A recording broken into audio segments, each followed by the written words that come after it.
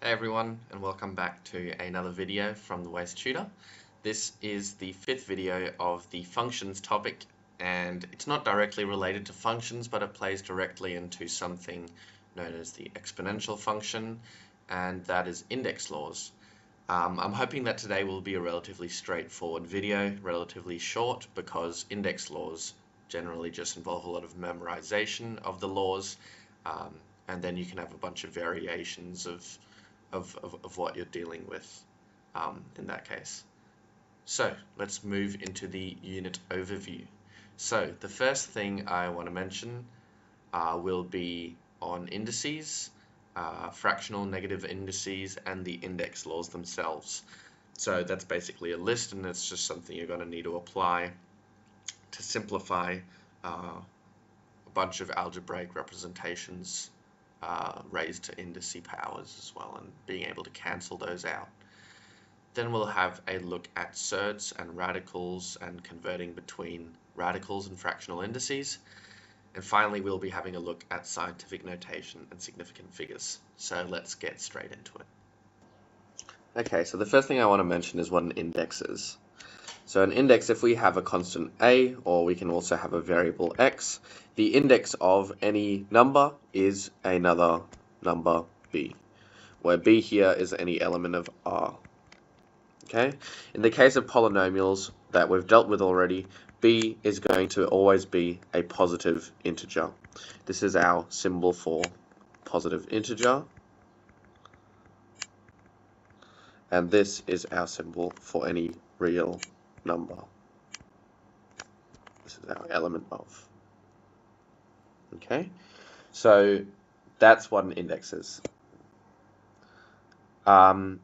We can have a bunch of different values for our indices. We can have our positive integers. We can also have fractional indices where b is equal to p over q. So for example, we can have x to the 1/2, and we'll have a look at what that means in the next slide. We can also have a look at negative indices like x to the -1, and what these are generally equal to, as we'll see in the index laws, is 1 over x, or x to the -2 is 1 over x squared.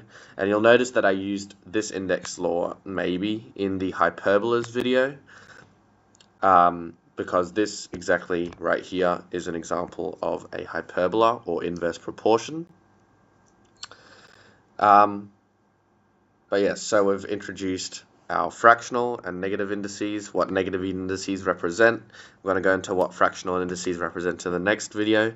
And now I'll just introduce some of the index laws before providing some application questions.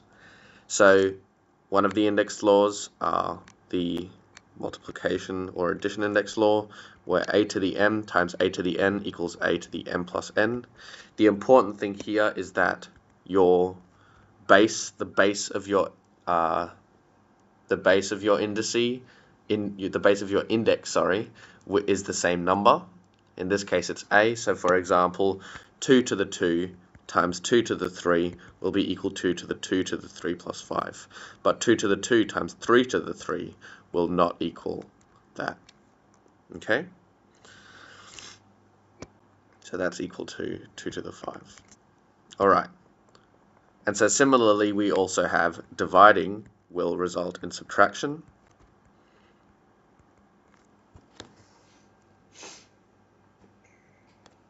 We also have our power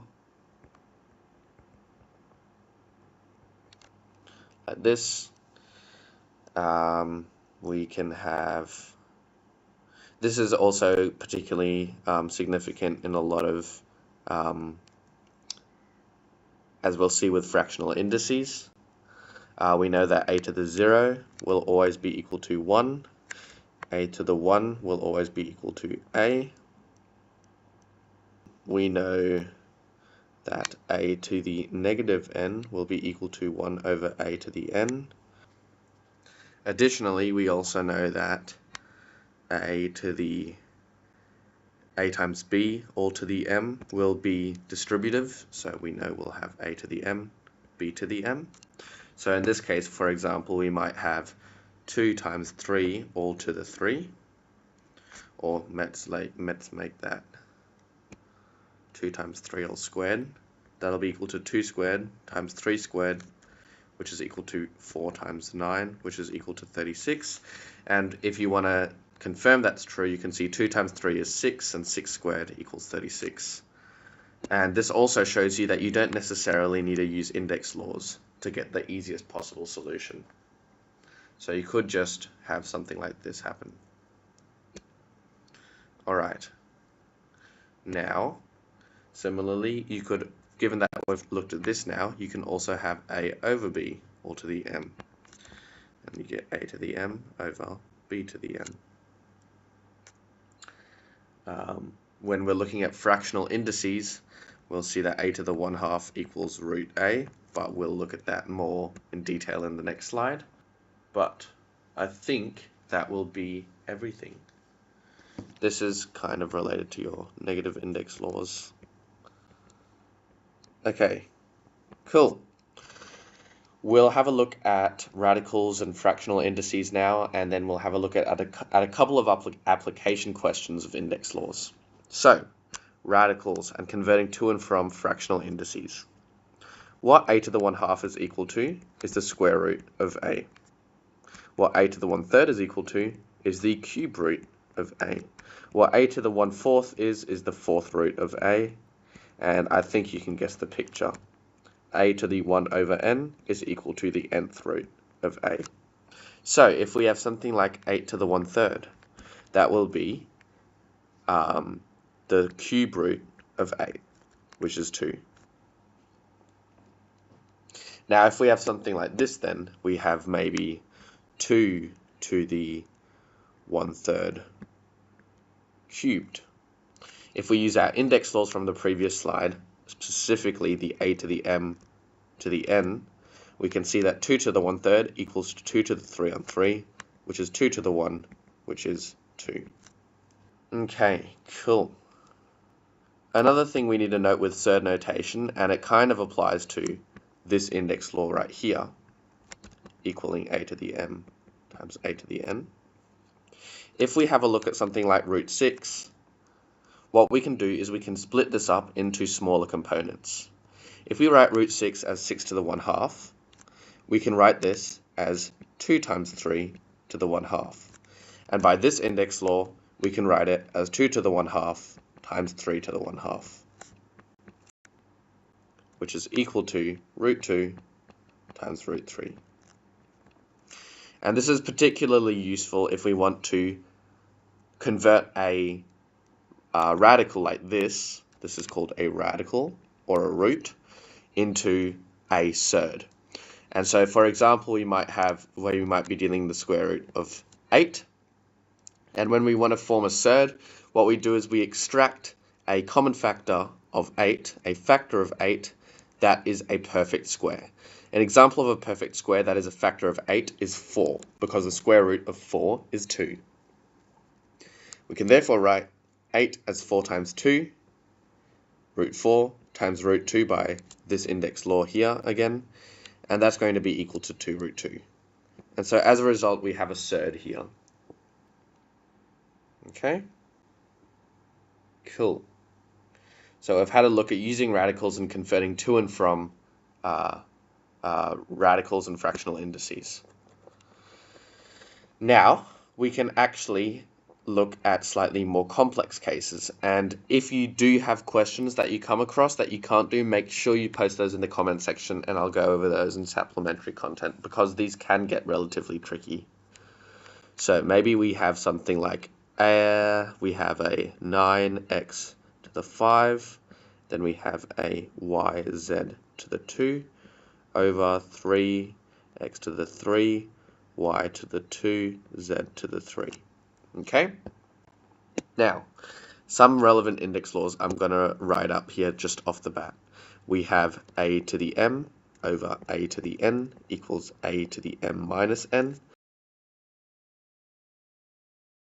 We also have a times b to the m equals a to the m times b to the m. Okay, I think those would be all of the index laws that you need. So, the first I'm going to apply is this one, and namely to this bit here. So 9x to the 5, yz to the 2. You want to come for a coffee? Yeah, just give me a second.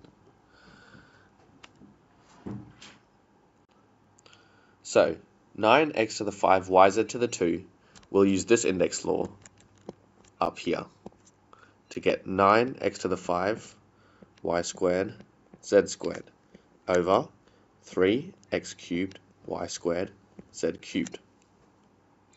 Now the important thing with this next index law here is that we need to have the same base. So as a result, we won't be able to apply this index law here when dealing with 9 and y squared, for example.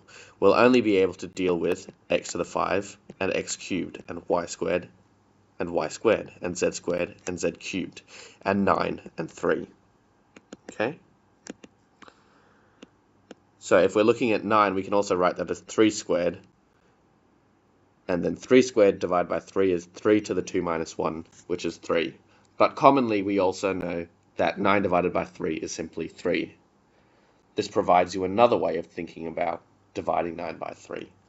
3 to the 2 minus 1 equals 3. Okay? And so you have 3, that cancels out. This becomes x to the 5 minus 3. So this becomes x squared, while this cancels out. Y squared and y squared cancel out. Z squared and z cubed. The cubed becomes a 1, and the z squared cancels out entirely. And so as a result, we end up with 3x squared divided by z. Okay. You'll definitely come across more difficult questions in your textbook, and if that is the case, make sure you are messaging me in the comments. Okay. We will have a quick look at scientific notation and significant figures as well. So when it comes to scientific notation, generally what happens is you will have a single integer digit in front of a dot point and then a couple of decimal places, and you multiply that by 10 to whatever value. The important thing is that there is only one integer in front of the dot point. That is the mark of scientific notation. For example, if we have 100, we can write that as 1 times 10 squared, or we can write that as 10 times 10. The only scientific notation here is this one, because this only has one number in front of the decimal place. We could also write this as 1.00 times 10 squared, or 10.0 times 10 to the 1. Again, this is scientific notation, while this is not. Adding another layer of detail to this, we know that this will be 3 significant figures, whereas this will also in fact be 3 significant figures, whereas this is only 1 significant figure, and this is only 1 significant figure as well. Now, why is that the case? That relates to the significant figure laws. The significant figure laws say, first, that any non-zero number is significant. And secondly, that any zero following a decimal point is significant. Otherwise, everything else is significant, by which I mean any zero that doesn't follow a decimal point isn't significant. This, in this case, isn't significant because it doesn't tell you any specifics about the number. You could, in fact, be 14 and rounding down to the nearest 10. Alright, if that kind of makes sense. So, if we apply this, we see that 100 has 1 significant figure. But if we write 100.0, the fact that this is significant implies that all of these numbers are significant. By adding this 0, we're showing that we're referring to this specific number 100, as opposed to rounding down from up to 150 or down to 50. And so as a result here, we have 4 significant figures. Okay, so let's take a look at what we've learned. We've had a review of indices, including fractional and negative indices, and we've written down the index laws. These will be reproduced on any textbook you can find. We've then had a look at radicals, finding surds, and converting to and from fractional indices, and seeing how the index laws tie into forming surds. We've then had a look at scientific notation and significant figures, and that is everything from this topic. I won't be posting for the next week or two, given that my wisdom teeth are getting removed today, but expect posts from me regularly following that.